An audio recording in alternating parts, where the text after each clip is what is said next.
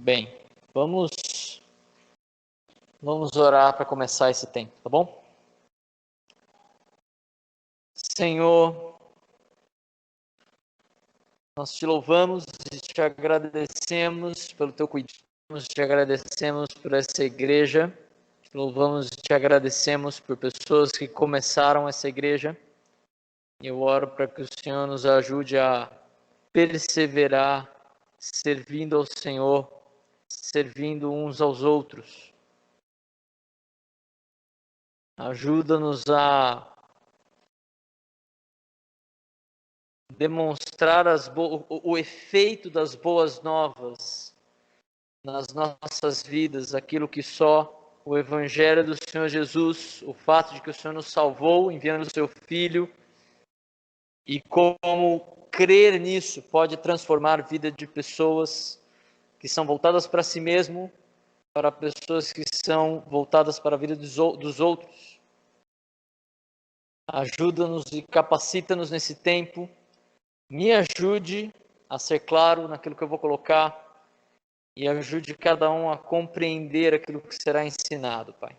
É o que eu oro em nome do teu Filho Jesus. Amém. Muito bom. Deixa eu mudar isso aqui. Se eu colocar aqui, será que continua captando bem? Porque eu tenho medo de dar um tapa nesse pedestal e ele sair voando. Ok.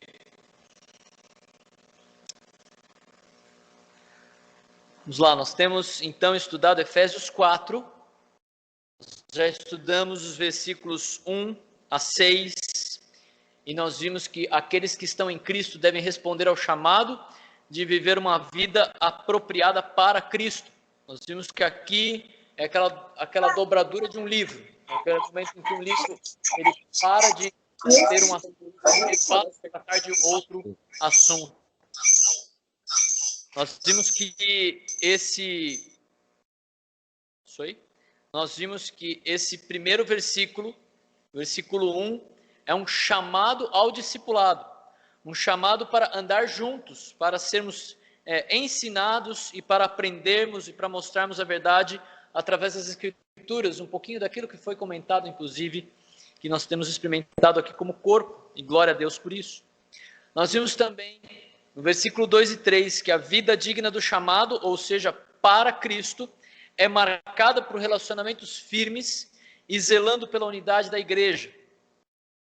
E foram apresentadas duas formas pelas quais nós podemos viver para Cristo dessa maneira. A primeira forma é relacionamentos firmes, suportando uns aos outros, ou seja, apoiando, dando suporte e sustentando e aguentando por vezes uns aos outros. Um relacionamento firme que não quebra facilmente à medida que ele suporta com humildade, mansidão e paciência.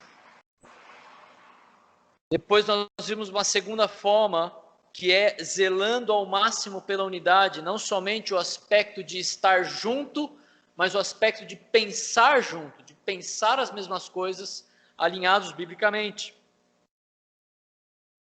E por fim, na semana passada, nós vimos que a vida digna do chamado, de unidade na diversidade, é demonstrada nas pessoas do Deus Trino. Nós vimos duas unidades não. Nós vimos as unidades, e na verdade aparece 7 vezes a palavra um ou uma, naquele pequeno trecho, dos versículos 4 a 6. E nós vimos as unidades que mostram isso, que a vida digna do chamado, de unidade na diversidade, é demonstrada nas pessoas do Deus Trino. Inclusive, interessante, quando a gente cantou aqui, né? Agradeço ao Pai, agradeço ao Filho, agradeço ao Espírito, porque nós sabemos que os 3 estão atuando juntos para promover essa unidade.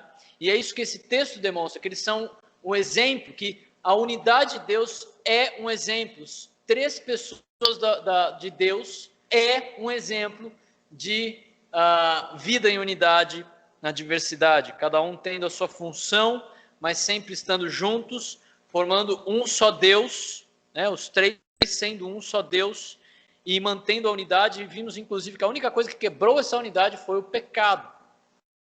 No momento em que Jesus clamou pelo Pai ali na cruz. A Fanny está comentando também que a tela está escura. Vamos ver. Eu acho que tinha alguma forma, acho que é grade aberta, alguma forma de visualização que a gente consegue ver a tela que a gente está projetando aqui. Então, nós vimos que há um corpo, porque nós todos somos batizados em um Espírito, há uma esperança, uma fé demonstrada em um batismo, porque todos nós fomos salvos por um Senhor. E há um Deus que está acima de todos, agindo por meio de todos e que está em todos. E então nós chegamos nos versículos 7 a 10, que são os versículos que a gente vai trabalhar hoje. Aí eu preciso que mude a tela, que eu não estou conseguindo controlar aqui. Versículos 7 a 10 de Efésios 4. Diz o seguinte: e a graça foi concedida a cada um de nós, segundo a medida do dom de Cristo. Por isso diz, quando ele subiu às alturas, levou cativo o cativeiro e concedeu dons aos homens. Ora, o que quer dizer que ele subiu, senão que também havia descido até as regiões inferiores da terra? Aquele que desceu é também o mesmo que subiu acima de todos os céus para encher todas as coisas. O que eu creio que nós aprendemos de principal nesse texto é que uma vida digna do chamado recebe dons dados por Cristo como resultado da sua obra redentora. Paulo ele continua falando de viver em Cristo, aliás, viver para Cristo. Ele começou falando de unidade e agora ele acrescenta a questão da diversidade. Ele começou falando daquele corpo que todos estão juntos, mas agora ele começa a falar daquele corpo que todos estão juntos, mas que tem funções diferentes. Deus, ele nunca teve a expectativa de que todos nós fôssemos iguais, mas ele espera que nós caminhemos todos juntos. Nós devemos procurar ser como Cristo, mas cada um sendo o que é propriamente, com suas características, com a sua personalidade, com suas habilidades e com os seus dons. Estava pensando em como ilustrar isso e pensei, eu gosto de observar formigas, mas a formiga que eu mais gosto de observar são as saúvas.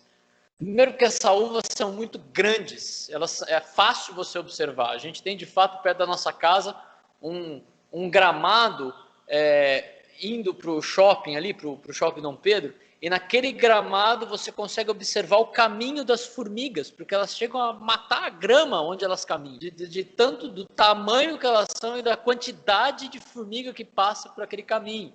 E algumas vezes com as meninas a gente parou para observar.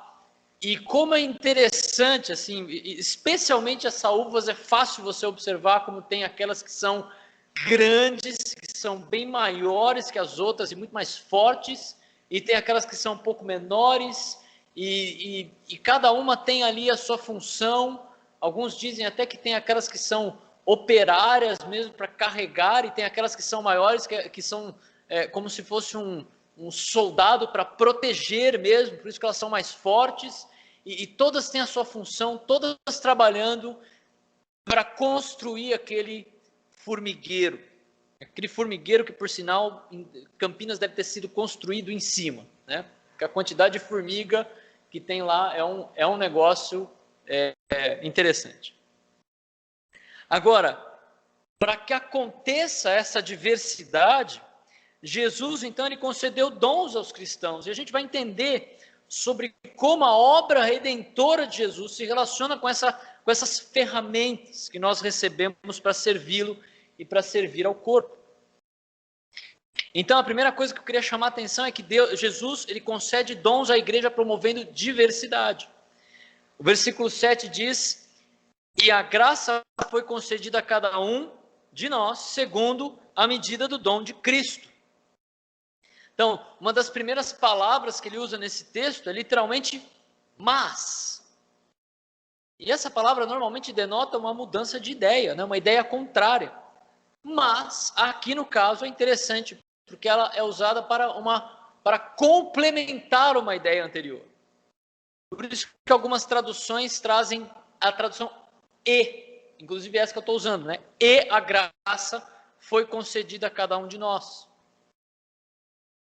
Olha, um comentário diz o seguinte: a ideia é, por outro lado, não é uma ideia totalmente contrária. Eu estou falando assim, uma outra faceta disso, e a gente lembra que a gente está falando de unidade, a gente começou a falar de unidade, e agora a gente vai passar a falar de diversidade, que parece uma coisa contraditória, mas a gente vai ver que elas são complementares. Então ele fala, a ideia é, por outro lado, é uma conjunção que implica contraste, ao mesmo tempo que nos remete para o que aconteceu antes. Paulo ainda está expondo como devemos preservar a unidade no vínculo da paz. Ele usa a palavra disjuntiva, que é o mas para enfatizar que o seu apelo à unidade não é um apelo à uniformidade. Ele não está pedindo que o corpo de Cristo seja absolutamente idêntico em todos os aspectos, sem nenhuma diferença. Unidade é realmente unidade e harmonia, mas não uniformidade em todos os casos e em todos os momentos e sem variação. Ou seja, é aquela questão de que Deus não quer que a gente seja todo mundo igual. Né? Deus não quer produzir outros Rômulos aqui. Deus proteja o mundo disso. Né? Ele não quer que você imite o jeito do Augusto, ou que você seja como a Natália, exatamente como a Natália, que fale as coisas que ela fala. Não é isso que ele quer. Ele quer que cada um de nós, da forma como ele nos fez, que é única, formemos uma unidade e trabalhemos juntos, cada um do seu jeito, cada um naquilo, inclusive, que ele colocou nas nossas vidas quando nós somos salvos, que é o seu dom. E a gente vai ver um pouquinho mais sobre isso. Então ele fala da graça concedida a cada um. O assunto aqui são os dons dados por Cristo ao corpo. Isso acontece pela graça. A mesma graça que Paulo, por exemplo, pela qual Paulo recebeu o dom de servir como ministro. Efésios 3, no mesmo livro, ele fala, versículos 6 e 7, o mistério é que os gentios são co-herdeiros, membros do corpo, do mesmo corpo, coparticipantes da promessa em Cristo Jesus por meio do Evangelho, do qual eu fui constituído ministro, conforme o dom da graça de Deus, a mim concedida, segundo a força operante no seu poder. Então, essa mesma graça pela qual Paulo recebeu o dom do apostolado, para que ele fosse aquele mensageiro dessas boas novas para os gentios, é a graça pela qual Jesus também concede dons a cada cristão. A mesma graça também pela qual nós fomos salvos, que também é um dom de Deus. Né?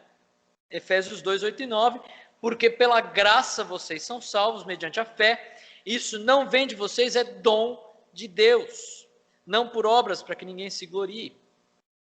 E, inclusive, essa graça age tanto na salvação como na capacitação do cristão daquelas obras preparadas para que praticassem, que é o versículo 10, que a gente normalmente esquece, né?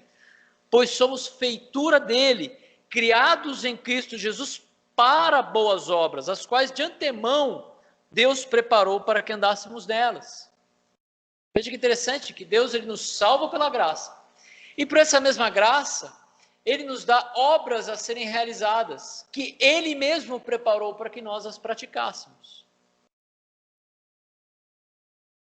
E a graça também é a riqueza de Cristo. Efésios 2, 7 diz isso. Deus fez isso para mostrar nos tempos vindouros a suprema riqueza da sua graça, em bondade para conosco em Cristo Jesus. Então, Cristo, ele sendo rico em graça, ele tendo essa graça como um recurso dele, ele nos concede esse recurso para nos salvar, e por meio desse recurso, que é a sua graça, ele também concede dons aos seus seguidores, numa medida devida a cada um, e diferentes dons em diferentes medidas. Ok? Tudo isso pela graça. É como se Deus, é como se Cristo tivesse recebido, cuidado, né? Ilustrações, elas sempre nos ajudam a entender alguma coisa, mas elas sempre são limitadas, né? É como se Deus tivesse dado a Cristo um pote de graça e ele tivesse entregue graça a cada um de nós, tanto para salvar como para capacitar para o serviço. Algo semelhante que Paulo ensina em Romanos 12, 3 e 4, que diz: porque pela graça que me foi dada, digo a cada um de vocês que não pense de si mesmo além do que convém. Pelo contrário, pense com moderação, segundo a medida da fé que Deus repartiu a cada um. Porque assim como num só corpo temos muitos membros, mas nem todos os membros têm a mesma função, assim também nós, embora sejamos muitos, somos um só corpo em Cristo e membros uns dos outros. Nós funcionamos à medida que nós trabalhamos com os recursos da graça que Deus nos deu, que Jesus nos concedeu. Então a questão é que Deus ele usa diferentes dons, em diferentes medidas, para promover unidade e diversidade. Nós somos todos um corpo, trabalhando com diferentes membros, com diferentes dons e funções. E aqui eu coloquei uma imagem que os homens vão gostar mais, né? Aquele carrinho de ferramenta, né? Bonito, arrumado, com tudo quanto é ferramenta que você precisa, certo? Pessoal, preciso fazer isso, surge um negócio ali, mas não é isso que eu preciso, né? Aquela caixinha completa. É mais ou menos isso o que Deus faz conosco. Ele pega a sua igreja e ele dá ferramentas a cada um, para que a igreja seja suprida naquilo que ela precisa ser servida, naquilo que ela precisa de pessoas servindo. E aqui eu quero lembrar alguns pontos que nós estudamos sobre dons, tá bom? Lembra que o dom espiritual, uma definição que a gente usou algum tempo atrás sobre dom espiritual, é que são habilidades dadas por Deus aos salvos para a realização do seu serviço.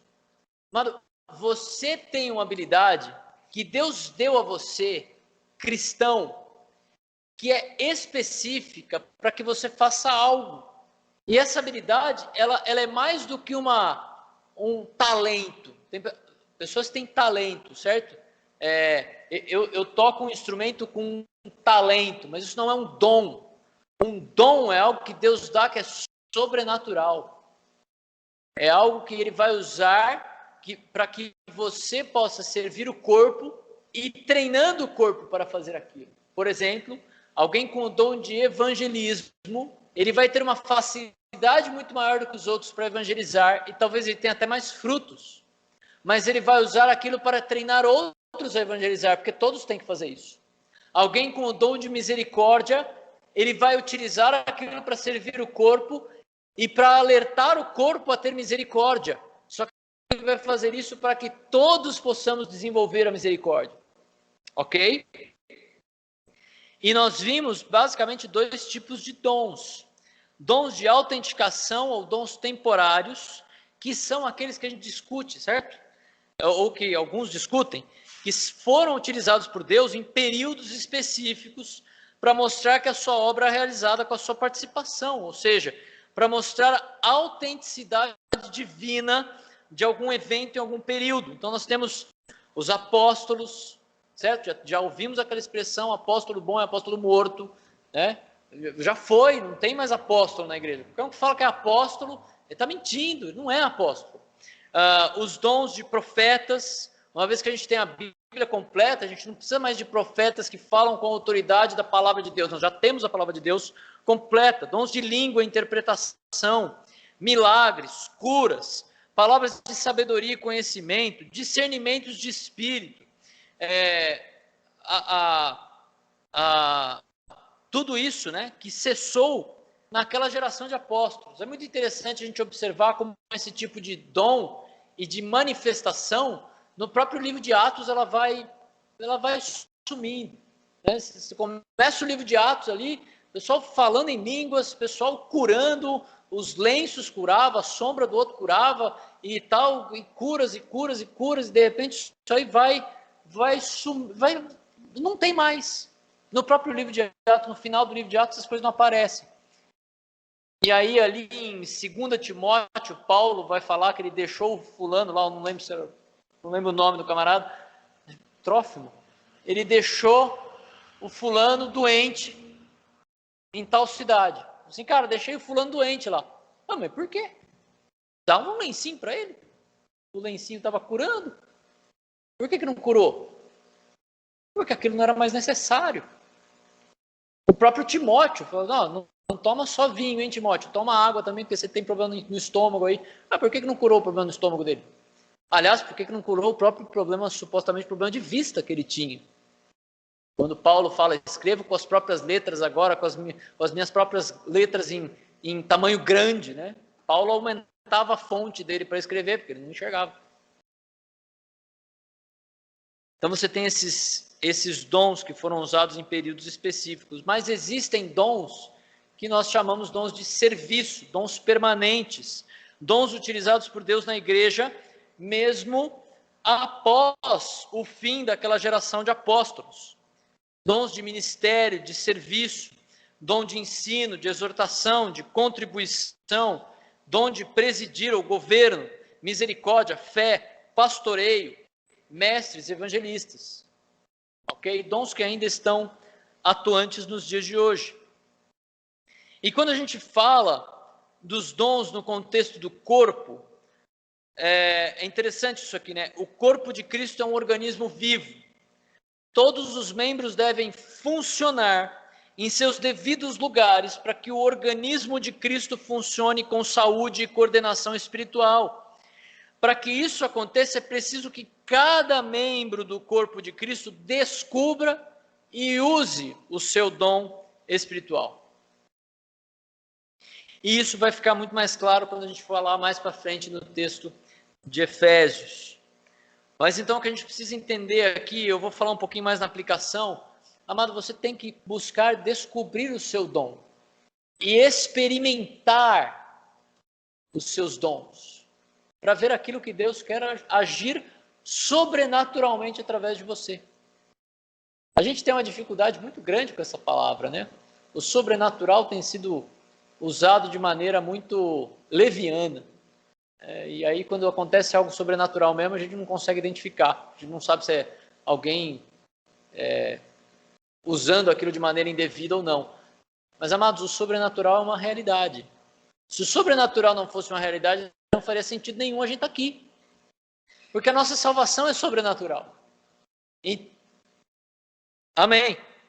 Amém, irmãos? Joia.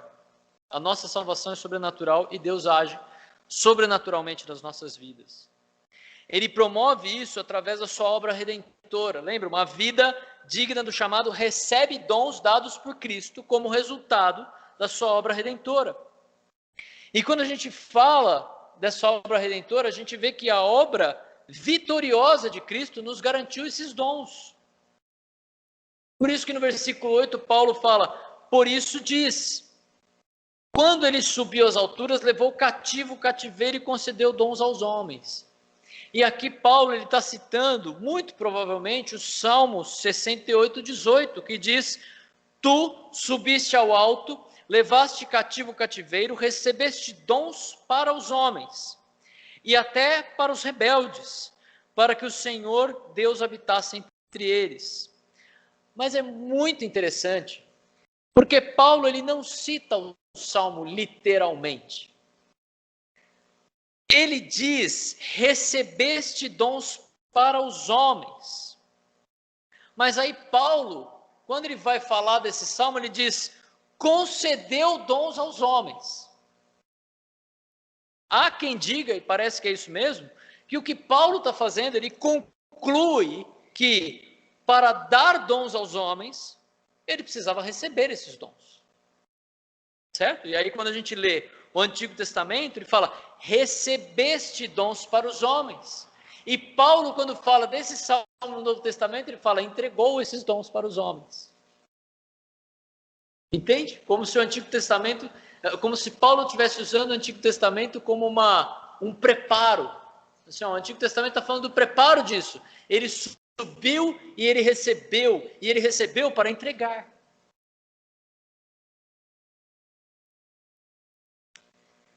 Ele usa esse salmo de referência, inclusive, que é um salmo sobre o triunfo do Senhor. E como triunfante, aquele que vence a batalha leva os cativos. O que ele está falando é como se ele capturasse de volta aqueles que estavam presos. Ele leva cativo o cativeiro. Certo? Ele toma aquelas pessoas e leva.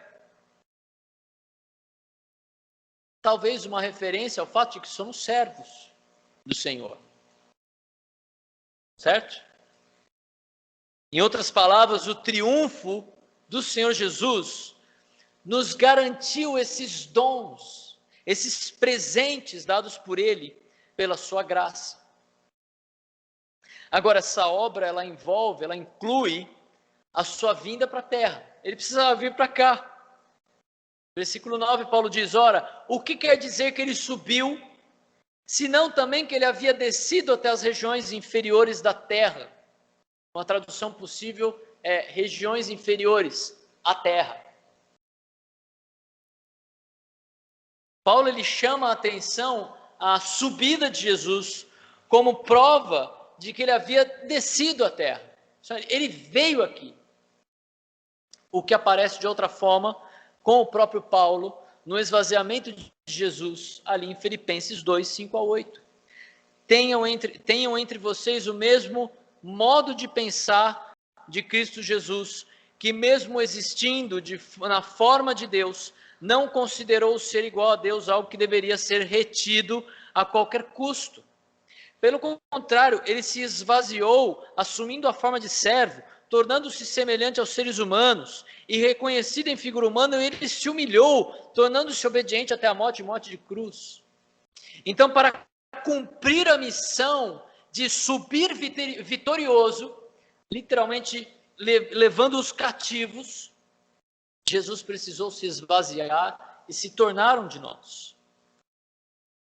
E novamente a gente pode lembrar que, assim como a nossa redenção, que nós recebemos como um dom, como um presente, é dado pela graça a nós e de graça para nós, mas isso não foi feito sem um pagamento. Muitas vezes a gente enxerga a salvação como assim, Deus vai me perdoar, né? Você conversa com alguém, ela reconhece que é pecadora, aí ele fala, Deus vai me perdoar. Fácil, simples. A pessoa que tem essa visão, ela esquece que a salvação pela graça só é de graça porque alguém pagou. E pagou caro por isso. E os nossos dons, a mesma coisa. Jesus pagou o preço dos nossos pecados na cruz para nos redimir, e essa obra redentora também garantiu os dons para servi-lo. E também, e parece que é o que Paulo mais quer chamar a atenção aqui, a sua obra, ela inclui o retorno para o céu. Aquele que desceu é também o mesmo que subiu acima de todos os céus, para encher todas as coisas. E uma vez mais, Paulo ele fala agora da subida, do retorno de Cristo, exaltado após o término da sua missão, bem como ele faz ali em Filipenses 2, 9 a 11, quando ele fala, por isso também, Deus o exaltou sobremaneira, e lhe deu o nome que está acima de todo nome, para que ao nome de Jesus se dobre todo o joelho, nos céus, na terra e debaixo da terra, e toda língua confesse que Jesus é o Senhor, para a glória do Deus Pai. Ele também menciona o fato de que Jesus, após subir aos céus, ele recebeu essa posição acima de todas as coisas, bem como no capítulo 1 de Efésios. Lembra quando ele falou do ministério, do mistério do propósito de Deus revelado, ali no Efésios 1:10, de fazer convergir nele, na dispensação da plenitude dos tempos, todas as coisas, tanto no céu como na terra. Uma referência dessa posição suprema de Jesus, que é o objetivo de Deus. Também em Efésios 1, 22 a 23, quando fala, e sujeitou todas as coisas debaixo dos pés de Cristo, e para ser o cabeça sobre todas as coisas, o deu à igreja, a qual é o seu corpo, a plenitude daquele que tudo enche em todas as coisas. A obra de Jesus tornou completa todas as coisas, sem falta de nada.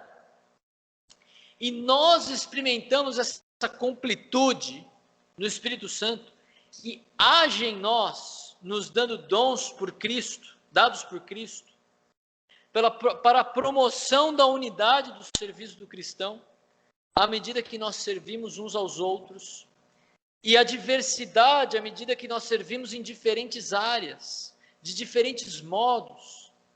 E mais para frente a gente vai entender essa plenitude de encher todas as coisas, que vai ter o objetivo de promover maturidade.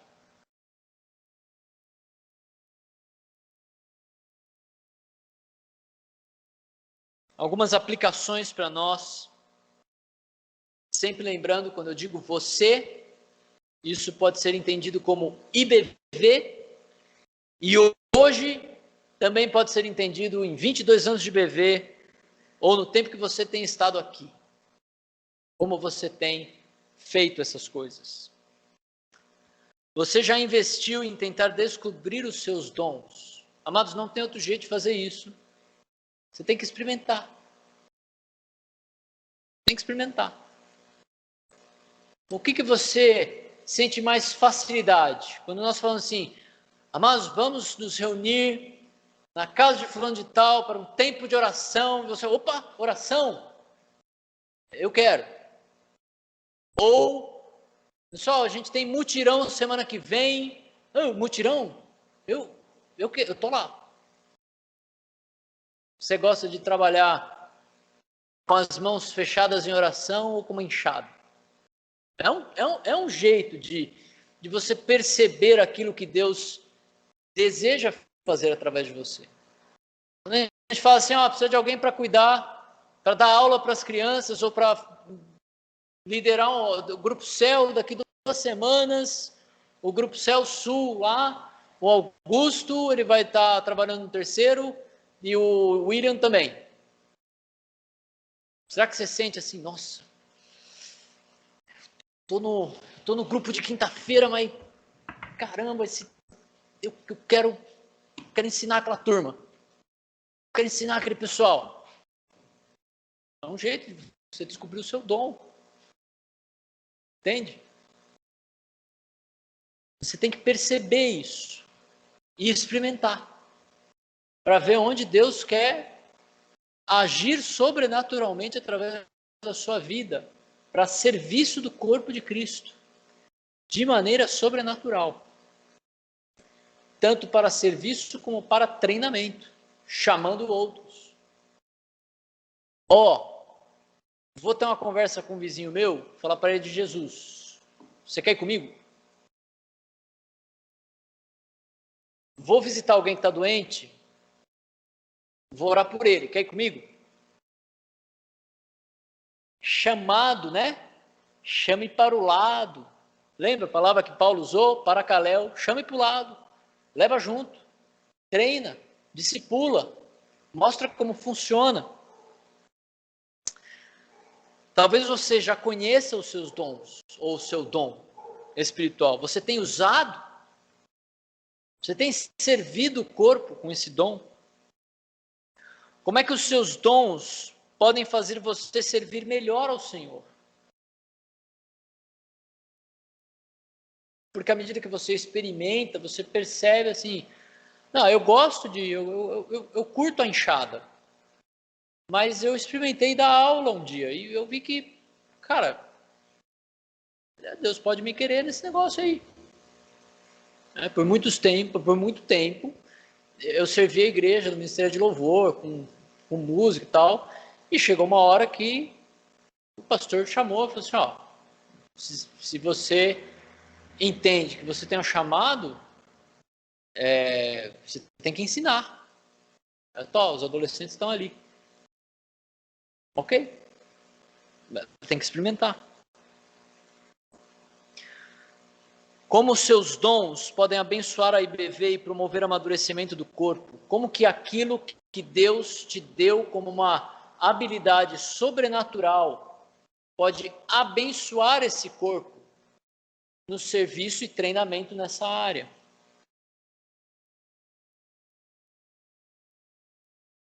Pense sem formas não, né?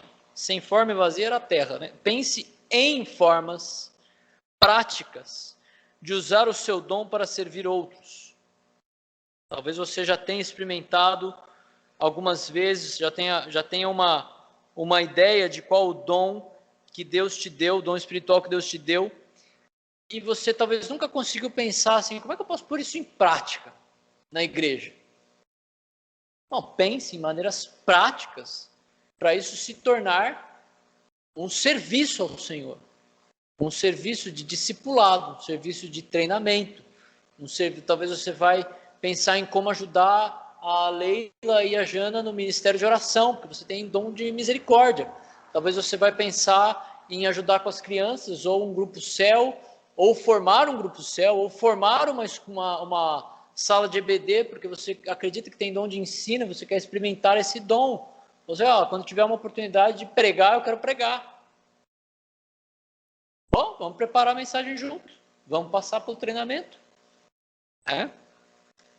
Pensem nisso, amados. Nós queremos que a gente acredita que esse corpo ele deve crescer para amadurecer, para ser um corpo de discípulos que fazem discípulos e quem sabe que envia discípulos para fazer outros discípulos em outros lugares.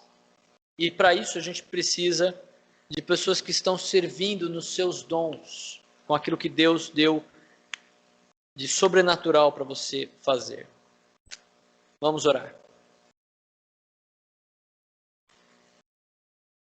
Senhor, obrigado por esse dia, obrigado pela vida de cada um aqui, obrigado pela tua palavra. Eu te louvo pela obra do Senhor Jesus Cristo, que não só nos salvou do inferno, mas nos salvou para servi-lo.